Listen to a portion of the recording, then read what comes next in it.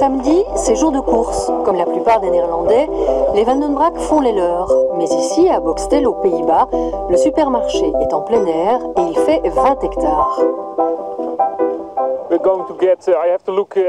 Alors jetons un coup d'œil au tableau. Nous allons recevoir du persil, des pommes de terre, des brocolis.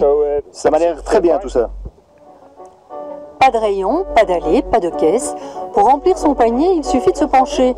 Cette semaine, ils recevront aussi des choux-fleurs, des poires, de la viande. En tout et pour tout, la famille paiera 10 €. Car c'est une autre particularité, tous les usagers sont ici chez eux. Aux Pays-Bas, on les appelle les fermiers seigneurs et Alex a été le premier d'entre eux.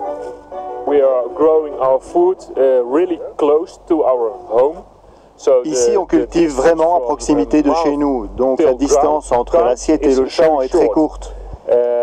Nous savons de quelle manière les cochons sont élevés, comment les légumes et les fruits sont cultivés.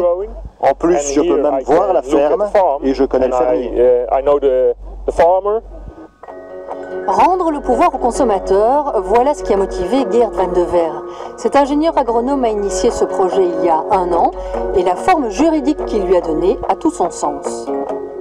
Nous sommes une coopérative et nous avons des membres. Nous avons choisi cette organisation pour que chaque participant ait son mot à dire sur les décisions que nous prenons. Donc on décide ce qui est produit, de quelle manière.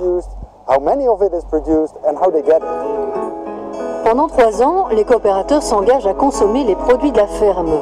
Pour rentrer dans le projet, ils doivent mettre 2 000 € sur la table, mais cette somme leur est restituée à la sortie. L'argent sert à louer les terres, à investir dans le matériel et aussi à rémunérer le fermier qui effectue les travaux agricoles. En 1 an, 150 familles ont rejoint la coopérative, séduites par ce mode de production, mais pas seulement. On peut à l'église le dimanche. Maintenant, nous nous retrouvons ici le samedi et nous papotons. Comment vas-tu? Comment as-tu préparé tes légumes, tes pommes de terre? Nous apprenons les uns des autres et c'est donc aussi une communauté. Bien sûr, les produits de la ferme ne couvrent pas tous les besoins de la famille, 70% environ.